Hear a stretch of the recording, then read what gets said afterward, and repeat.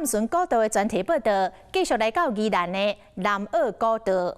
南澳古道伫台东乡，过去是泰雅族人往回着四季甲南澳之间的山路。沿途会当看到当时部落的所在地、甲耕地、甲拍拉的路草。日本时代，日本人为着要控制住泰雅族人，伫山路开几啊条的警备道。到呾也会当看到古吊桥甲人工开路的分野。若行到警备所的位置，阁有袂少日本籍废弃的酒干仔。2016年，泰雅族有一对青年夫妻画浪甲避水，返去部落亲手来起厝，就是要甲传统甲记忆找回来。这条有真侪故事的南澳古道，咱做伙来去探访。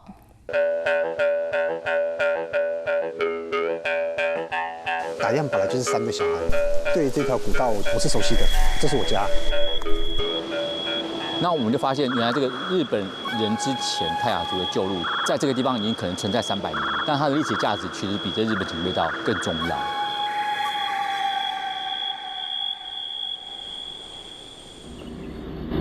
我要查那是高高高给你，我他的个呀。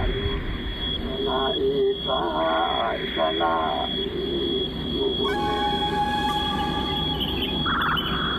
我要查那沙土的那个呀不喊你不爱的呀不查那我要你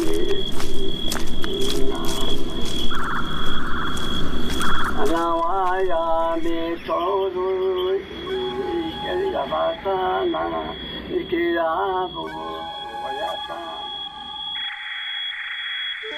行伫要我原始的山林古道边仔，也阁有4条溪水。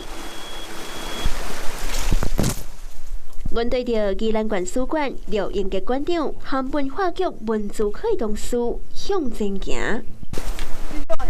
好，往前。这一路并无好行，路非常单骨，阁正矮，敢若会当好一个人通过。发家正暗暝草坡，又要坎过互人通行的道路。这是宜兰南澳乡定山的路南澳古道。这段路也存在一段关于泰雅族的查某囡仔沙运的故事。这个地方就叫做沙运桥哈。那以前我们在做调查的时候，有碰到当时80几岁的那个哈用哈嘎巴利斯的一个长辈。那因为他当年跟着沙运送行老师的队伍一起下来，走到这边的时候，过溪的时候，沙运就因为水很大，所以他不小心失足掉到水里。哈用当时我们在做调查的时候，他就告诉我们，就是在这个地方掉下去的。沙运当时在南澳南溪运遭难之后。后来日本人帮他立了一个纪念碑，爱国遗女沙运遭难的之碑。特别建立纪念碑，留存够大。也毋过对当地泰雅族的人来讲，是一段时代悲歌，甚至成做日本时代皇民教育的根本。转化成是一种好像是学生对老师的情感，然后这样的一个故事，然后其实又把它描述成是台湾人或是原住民对于日本天皇的一种效忠的故事，就变成是一个被转译成是一种皇民化的教育，还把它拍成电影，写出曲子出来，啊，好像是一个很浪漫的故事。可是事实上并不是这样。在泰雅族里面，他们其实很尊重那个传统上嘎嘎当的概念，就是说师生恋这种事情对他们来讲其实是不太应该存在的事情。一直这样描述，其实很多他们的后代会觉得说，这个其实跟事实上是不符合的。泰雅族的文化，拍赖路和产地位置，甲当年日本统治时期留落来的警备道，住在所位置，第3公里长的南澳古道，世界拢看得到。南澳山区的日本警备道基本上就是一个人字形，那北边的部分就是通往韩溪，东侧的部分就是我们现在的位置，从南澳平原进来。现在位置大概在这个地方，然后西侧部分是从大东乡的世纪部落进来，最后3条路会在流星部落大约这个位置汇合。基本上开路都是为了要控制部落，不然不需要开路。当这个狗谷子跟银鹿石这两个部落移走之后，这条线就没有再用了。最早的人字形基本上，北边这条是1919年做的，东侧跟西侧大概是在1922年完成的。廖馆长讲，人字形的景美岛是即卖贯穿宜兰南澳和台东乡的比亚河古道。1919年兴建，为东边的南澳村到西边的素桂村，也有一条通往北边的汉溪村，全长将近90公里，主要通过南澳的泰雅族、十几传统部落的林乡。这一个人字形的警备道中间其实还有很多其他的分叉的路线。日本人对于这些分叉地区的部落，他其实会专门开一条警备道去管理它。可是当这个部落迁走之后，他这条路就废掉了。他就不用了，那驻在所也会撤掉。景美岛是日本时代为了管理泰雅族集团移驻的里环道路。基本上南澳古道它是日本人开的，有一小部分是利用泰雅族人旧的社路去开成警备道。那我们就发现，原来这个日本人之前泰雅族的旧路，其实在这个地方已经可能存在300年了，但它的历史价值其实比这日本警备道更重要。经过日本的统治，南澳古道留下真济当年遗迹。日本警备道，当它遇到像那种石头的时候，它就会尽可能把它凿开来。这里就这个切面啊，很平啊。它为了让警察或军队可以快速移动，这跟一般登山路线不一样。像这个石头，它应该是像这样凸出来啊，可是它为什么这边凹进去？它这个就是有刻意这么平的面，其实有被凿过啊。肩膀走路的时候，你不会去撞到，搬东西你也不会撞到。下面我们也可以看到有2排人为的石头，这就是泰雅族传统上他们作为耕地的一种工法。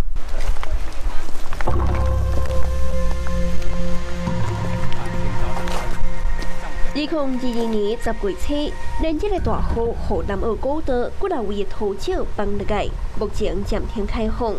华视新闻杂志采访团队特别发公文申请，由专家带路，才会当来家探索。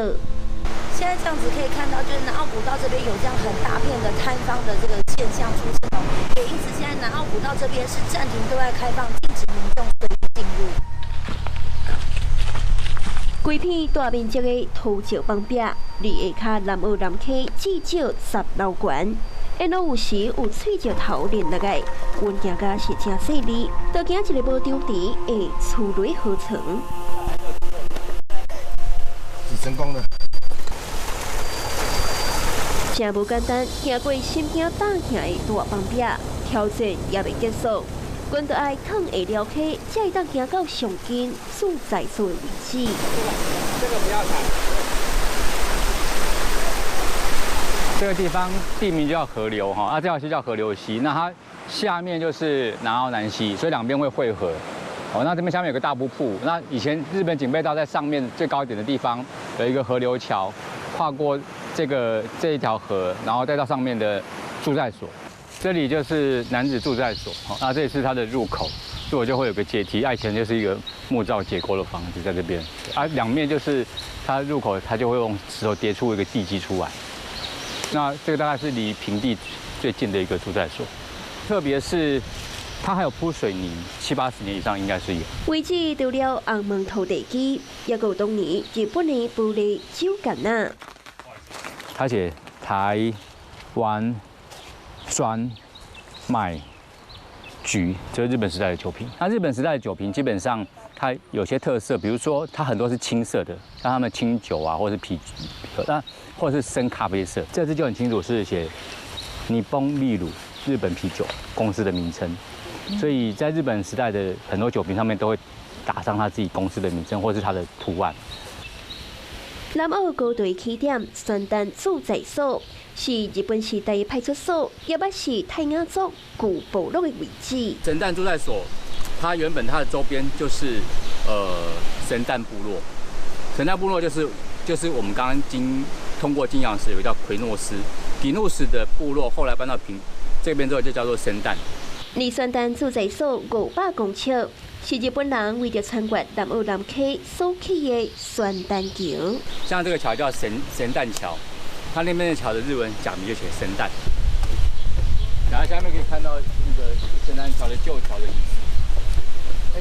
那钢索还在，旧桥的钢索，旧桥钢索还在。看它已经昭和5年到现在多久了？也1930年到现在。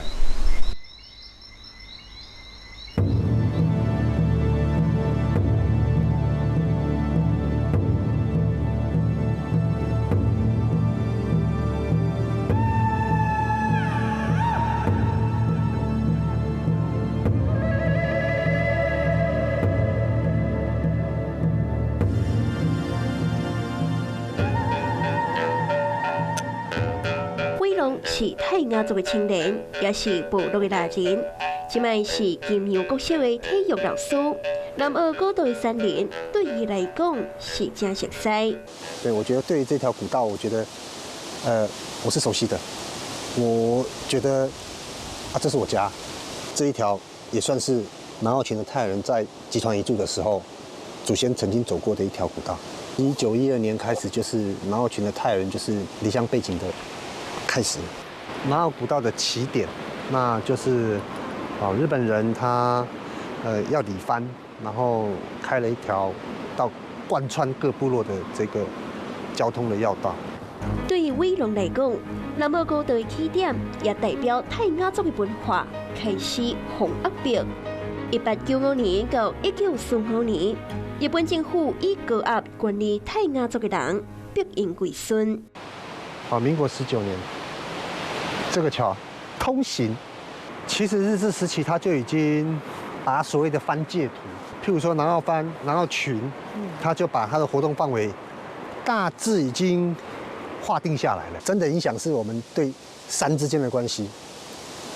打样本来就是山的小孩嘛，对，你很了解森林自然嘛。你被殖民之后，这个东西你必须强迫的被放弃。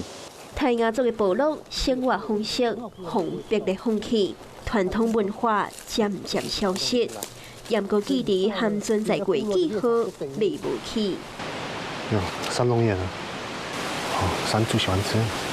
生活的过程当中，他一定会带孩子去认识他的猎场、他的古道。过去是住在这个地方，这个平台这个地方，它是一个腹地。老人的记忆，他们口述历史，日本人的记录，他们曾经住过在这个地方。你只要看到风向岭，大概就是部落，要不然就是耕地。透过这样子的一个模式方式，它去规范了你的生活的领域。对啊，它要管理里面的泰雅族，所以它开辟了一条日本的警备道，当然会沿用一些泰雅的古道。要小心哦，要拉绳子哦。对伟龙来讲，真好行的古道，对阮来讲充满危险。以前我小3到国中的时候去种香菇，用跑的呢，这怎么会断？你看。伟龙常常有一个惊喜的发现，目前的你都徛伫编配球顶。老师，你现在是在拿什么？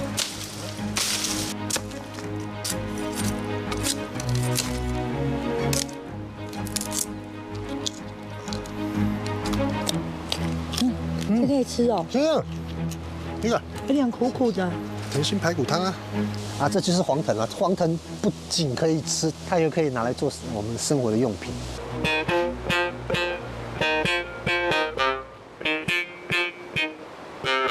泰雅族的青年伟龙对着部落的老长辈学习红榜未记的传统文化，无论是拍拉或者是口风琴，伊希望会当透过家己传承落去。伊伫家己的土地亲手起泰雅族的厝。